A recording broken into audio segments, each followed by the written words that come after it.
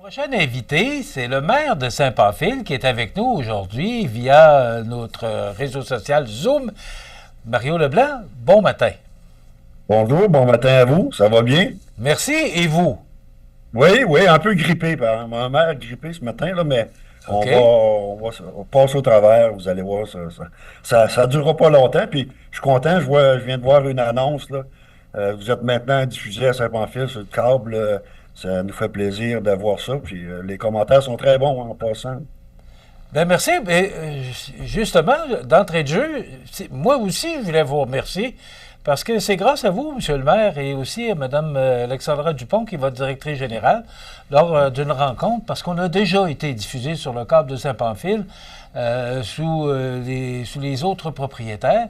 Et là, avec l'arrivée de Yuri Chouinard et Alexis Richard, ben maintenant, et grâce à votre intervention, ben, on est revenu sur le câble de Saint-Pamphile et ça nous permet de pouvoir diffuser à plus grande échelle et aussi rejoindre les gens de chez vous. C'est ça, c'est ça. Ah, ça nous fait plaisir. Monsieur le maire, je ne peux pas passer à côté. On parle de médias.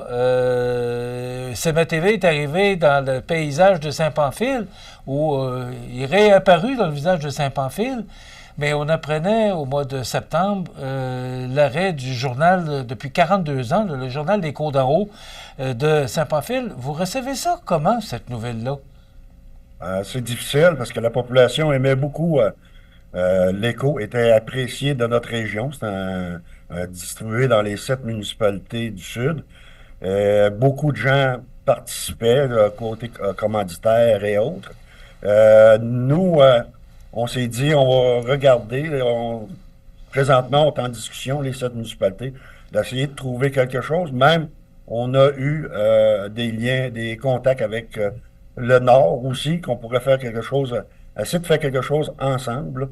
Je ne sais pas quelle forme que ça prendrait, mais on voudrait que ce soit un moyen d'information pour distribuer plus d'infos pour la population, pour qu'ils soient au courant de toutes les activités, tout ce qui est les bons coups, les mauvais coups.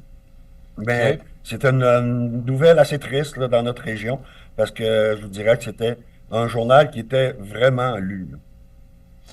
Qu'est-ce qui s'est passé, M. Leblanc? Parce qu'après 42 ans, là, on peut comprendre que le monde des médias, je pourrais vous en parler longtemps, que le monde des médias vit des temps difficiles. Mais qu'est-ce qui s'est passé? Un journal, quand même un journal communautaire supporté par la municipalité. Oui. On n'a pas vu venir ça? On s'attendait, on en avait parlé à un moment donné que il y avait, le journal n'avait pas vraiment de difficultés, mais surtout les ressources, le personnel, qui est devenu un problème majeur. Alors, puis beaucoup de cette parution-là a été fait bénévolement par des gens.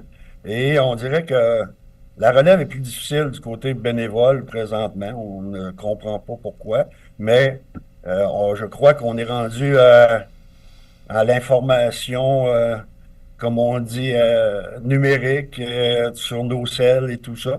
Alors, je pense qu'il faut prendre un virage, puis s'en aller dans l'information comme celle-là, mettre des équipes là-dessus pour que les gens soient, aient une communication facile, puis de l'info rapidement. Je pense qu'on est rendu, c'est un tournant, comme vous avez dit, puis vous savez que c'est le monde de la communication bouge beaucoup. Ouais. Est-ce que Il n'a pas bougé pendant 40 quelques années, mais là, on dirait depuis quelques années, c'est vraiment un move là, qu'il faut faire, je pense. Est-ce que vous voyez, parce que là, on parle peut-être, justement, vous l'avez mentionné, d'une formule numérique, là, parce que Diane Oui. Bérubé était sur nos ondes récemment, et elle nous parlait d'une formule numérique. Est-ce que c'est ce que vous envisagez avec, vous parliez tantôt avec le Nord? Oui, c'est une formule numérique, justement, qui pourrait nous relier tous ensemble pour que l'information soit publiée. Euh, on ne sait pas quelle allure que ça va prendre, mais on a mis le dossier là, sur la table pour pouvoir avoir euh, le plus vite possible un lien qui va nous unir. Puis je pense qu'en liant le Nord et le Sud, on s'est toujours dit qu'il fallait enlever cette frontière-là du Nord et le Sud, mais la montagne est haute, hein. Alors, je pense que ce sera un moyen là, de relier les deux régions. Là. On travaille on est tous dans la même MRC, premièrement.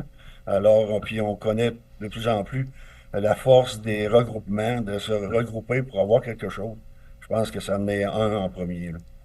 Mario, vous qui siégez à la table de la MRC de Lillet, il y a d'autres journaux communautaires comme l'Écho d'en haut. Est-ce que les autres municipalités, parce qu'on sait qu'il y a le Hublot à Lillet, il y a le Tisé à Saint-Jean-Port-Joli et bien d'autres, là, est-ce que les maires de ces municipalités-là vivent les mêmes difficultés que Saint-Pamphile a vécu avec l'Écho d'en haut? Est-ce D'après que, moi, là, j'ai pas eu de confirmation officielle, mais ils ont de la difficulté eux aussi. Même, c'est rendu que la part de la municipalité est très importante dans ces dossiers-là.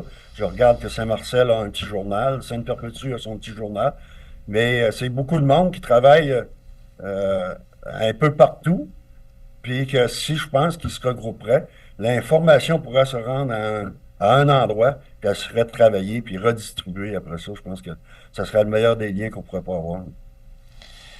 Maintenant, on va parler de la campagne de financement du club de golf. On s'est vu récemment au tournoi de golf le 14 septembre dernier. C'était la clôture de la campagne de financement là, pour le club de golf, pour venir en aide au club de golf et supporter le club de golf. 380 000 sur 450, c'est quand même un bon coup. Vous étiez avec le maire de Saint-Jean-Port-Joli, Normand Caron, et les deux députés Bernard Généreux et Mathieu Rivet, et vous étiez également président d'honneur. Comment vous recevez ce beau succès?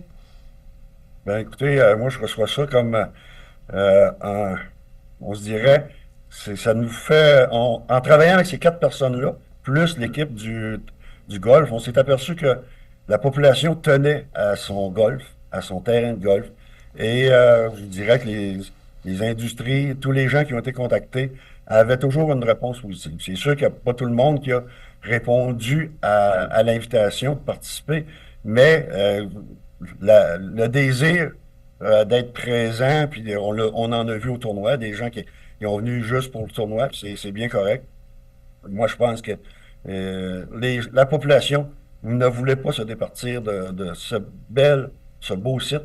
Pour nous, le Sud, c'est à peu près notre principal site touristique, là, surtout Saint-Pamphile. On en a d'autres dans d'autres municipalités, mais Saint-Pamphile, c'est le seul qu'on a. Alors, la population y tenait et on a eu la part de beaucoup d'aide autour.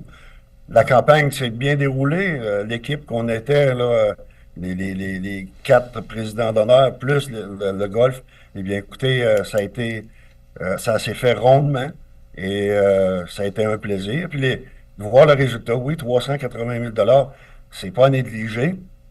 Et je pense que c'est une aide formidable pour le club, pour les prochaines années, de poursuivre son œuvre là, dans notre région. Et aussi, ben, écoutez, il y avait présentement, ils ont des travaux de fosse septique. Ils sont en train de réaliser ça. Je pense que le club va être à jour présentement dans ses travaux. Alors, l'aide qu'ils viennent d'avoir va leur servir pour les prochaines années. Et, chose qui ne nuit pas, on a eu une super belle été et les gens du club nous disaient que ça a été vraiment une très belle saison pour le golf. Fait que, on se croise les doigts. Puis oui, on voudrait avoir de la belle température toujours, mais on n'a pas le contrôle.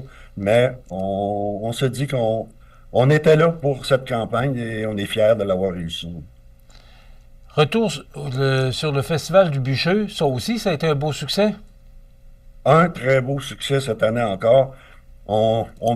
D'année en année, on se dit, ben, est-ce que c'est le meilleur? Est-ce que c'est le plus Oui, gros mais de l'événement? c'est toujours des records battus à chaque année. Ouais, c'est ça. Puis là, mais on se dit jusqu'à quelle limite on va pouvoir aller. Tu sais. Répondre, c'est pas facile de répondre toujours positif à la demande des gens. Parce que, écoutez, il y a beaucoup d'embarques des fois, l'hébergement puis tout ça. Fait que si une personne n'est pas très bien servie, c'est facile d'avoir de la mauvaise publicité.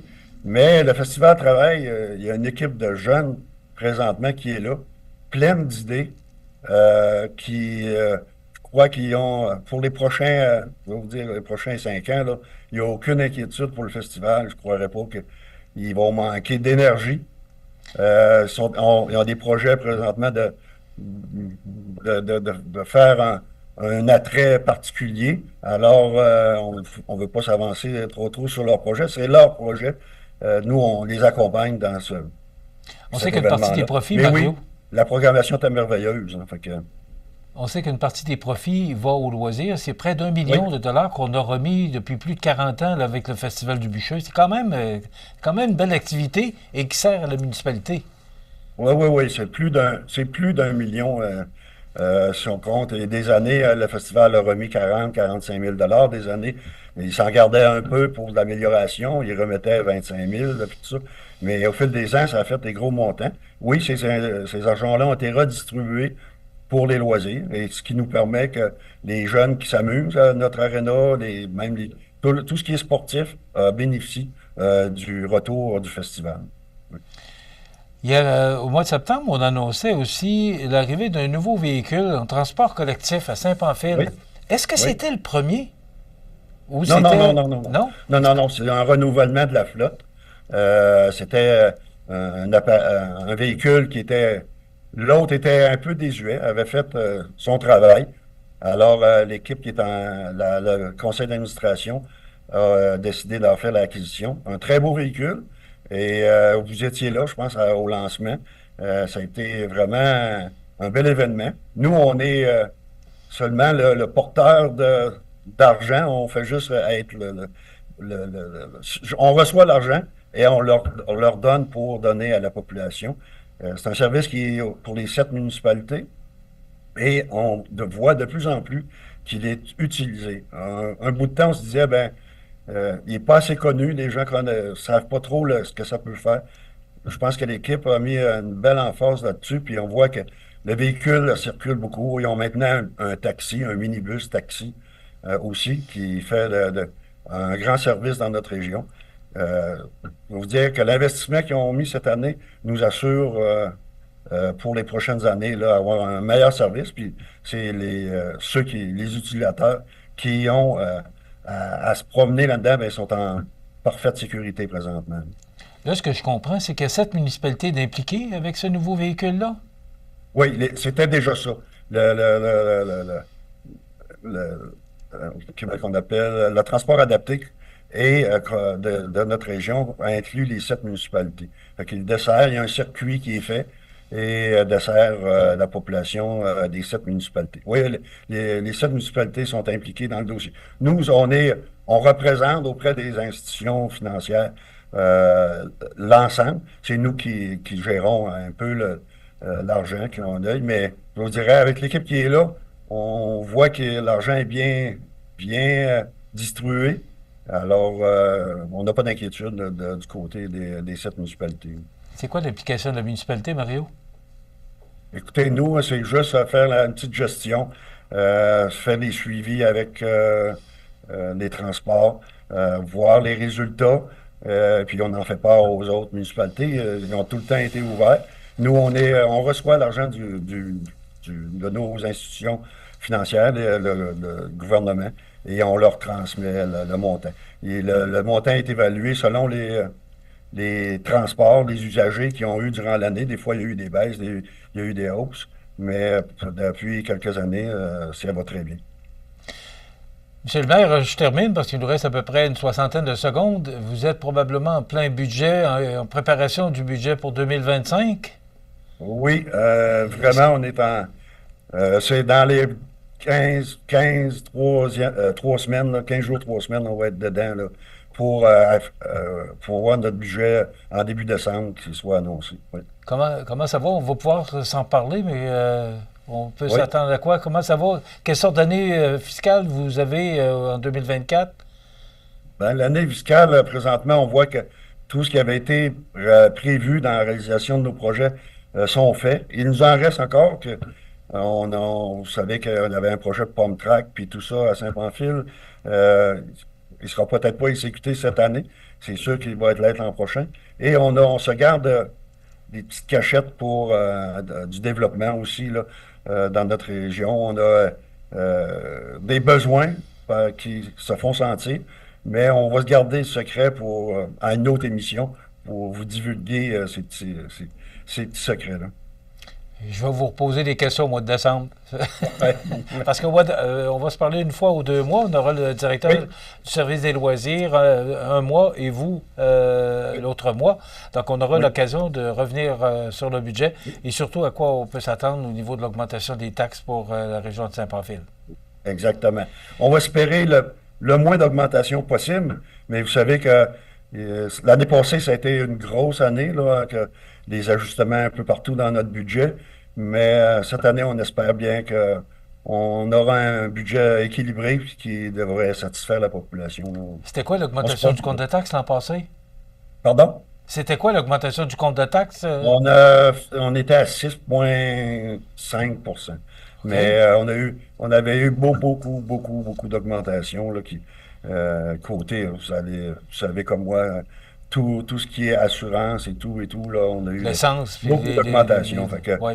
des 40% des endroits, fait que c'est dur à combler. OK. Donc, on peut s'attendre à un taux de taxes moins élevé pour la prochaine année? Oui, Bon. oui. Oh, Oui. ça va sûrement jaser de ça à Saint-Pamphile aujourd'hui. Mario Leblanc, maire de Saint-Pamphile, merci. On va se Merci à vous. reparler au mois de décembre et c'est sûr que dans notre sujet de discussion, il y aura le budget. On parlera du budget à ce moment-là, pas de problème. Merci, M. le maire. Je vous souhaite de passer une excellente journée et au plaisir de vous revoir. Et salut aux gens de Saint-Pamphile qui nous regardent actuellement. Parfait, vous êtes toujours le bienvenu. Merci. OK. Oui, merci beaucoup. Mario Leblanc, maire de Saint-Pamphile, un monsieur très sympathique avec qui c'est toujours plaisant de faire des entrevues.